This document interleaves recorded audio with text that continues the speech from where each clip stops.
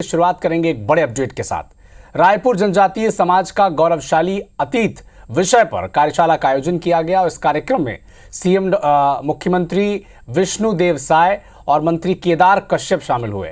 CM Sai ने जनजातीय समाज पर प्रदर्शनी का अवलोकन भी किया। ये तस्वीरें रायपुर के जनजातीय समाज के गौरवशाली अतीत पर विषय कार्यशाला की है, जहां पर खुद प्रदेश की मुखिया विष्णुदेव साय और मंत्री केदार कश्यप भी इस कार्यक्रम में शिरकत उन्होंने की है। मुख्यमंत्री ने जनजातीय समाज पर प्रदर्शनी का अवलोकन भी किया है।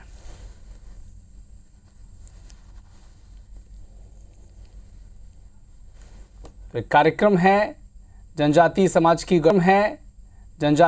की गौरवशाली इतिहास को लेकर जो कार्यशाला का आयोजन किया गया था, इसमें अब प्रदेश के जो मुखिया हैं विष्णुदेव साय ये शामिल हुए हैं। उनके साथ कैबिनेट मंत्री केदार कश्यप भी उनके साथ मौजूद हैं और इस कार्यक्रम में जो जनजातीय समाज को लेकर जो प्रदर्शनी का आयोजन किया गया था, इसका अवलोकन भी मुख्यमंत्री ने किया है। उनके साथ मंत्री केदार कश्यप भी मौजूद रहे हैं।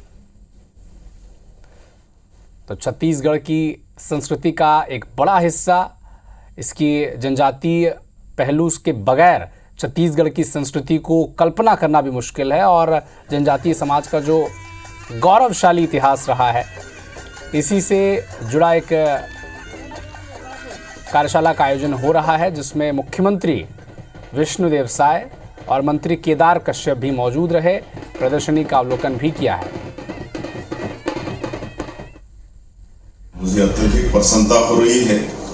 उस शिक्षा विभाग के द्वारा शायद पहली बार इस तरह का कार्यशाला का आयोजन हो रहा है और इसमें मैं आप सब लोगों के बीच में उपस्थित हूं। आप सब लोगों का मैं हृदय से अभिनंदन और स्वागत भी करता हूं।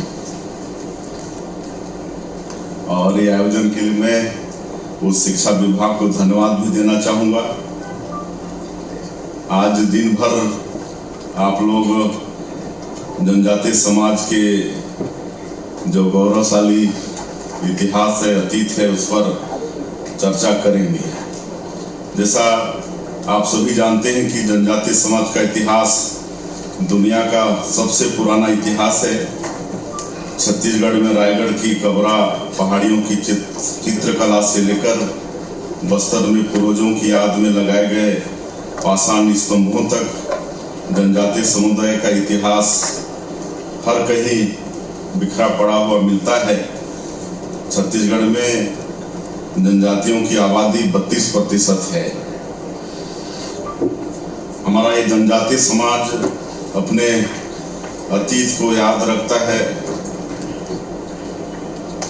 और इसकी जड़ें हमारी पुरातन परंपरा में भी मिलती हैं। मृतकों की स्मृति में पाषाण स्तंभ खड़े करने की परंपरा हमारे जनजातीय समाज में है। समाधि बना के रखते हैं। यह सुंदर परंपरा बताती है कि जनजातीय समाज याद रखता है कि आज जो हम हैं हमारे पुरखों की वजह से हैं। उन्होंने जो मेहनत की, जो श्रम किया, उससे हम अच्छा जीवन जी रहे हैं। हम उनके योगदान को कभी भूलते नहीं। लिखने की परंपरा तो बाद में आई, लिपि का आविष्कार बाद में हुआ, लेकिन हमारे लोकगीत तो न जाने कितने पुराने हैं। सदियों से पीढ़ी दर पीढ़ी हम इन्हें सहेज कर आगे बढ़ाते रहे। सुंदर नृत्य के माध्यम से और संगीत के माध्यम से हमने अपनी परंपरा को संजोए रखा है। हमारी जनजातीय संस्कृति प्रकृति पूजक संस्कृति रही है। सरहुल के पर्व को लीजिए, छत्तीसगढ़ का जो पूर्वी जसपुर जहाँ से हम आते हैं, उस इलाके में सरहुल पूजा की परंपरा है। जब साल के पेड़ों में फूल आ जाता है तब ये सरहुल पूजा हम लोग मनाते हैं। ये प्रकृति की पूजा है।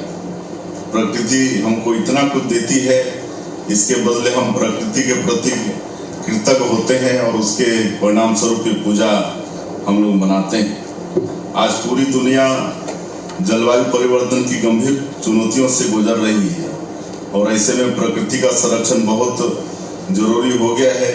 तो हमारे लिए जनजातीय समाज द्वारा सिखाई गई बातें और भी महत्वपूर्ण हो गई हैं। हम लोग पंडुब मनाते हैं। बीज छिड़कने की रस्म से लेकर फसल काटने तक हर काल को हम लोग उत्सव के रूप में मनाते हैं।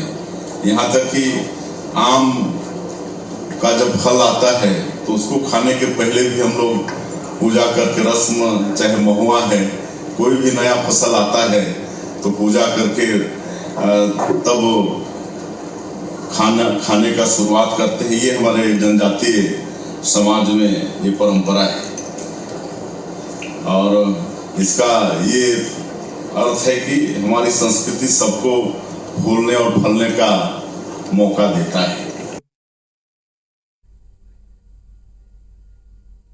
तो इस तरह से आदिवासियों में बहुत कुछ है और एक हम कहना चाहेंगे और भी समाज को सीखना चाहिए।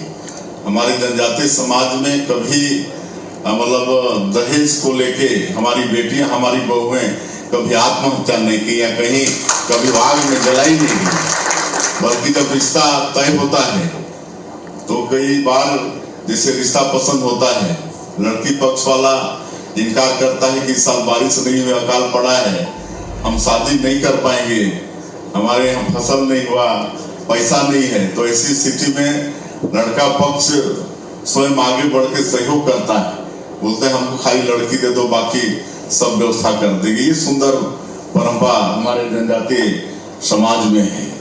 पूरे समाज के सामने अपनी जो जनजातीय समाज का गौरवशाली इतिहास है इसको रखेंगे और 15 नवंबर को जनजातीय गौरव दिवस के रूप में मनाएंगे ही। और हम लोगों ने निर्णय लिया है कि जनजातीय गौरव दिवस को हर जिले में भी मनाएंगे, हर जिले में भी मनाएंगे और उसी दिशा में आपका एक कार्यशाला भी एक कदम है। ये कार्यशाला की सफलता के लिए मैं कामना करता हूं और जिस उद्देश्य को लेकर हम सब लोग आगे चल रहे हैं उसमें सफल हो।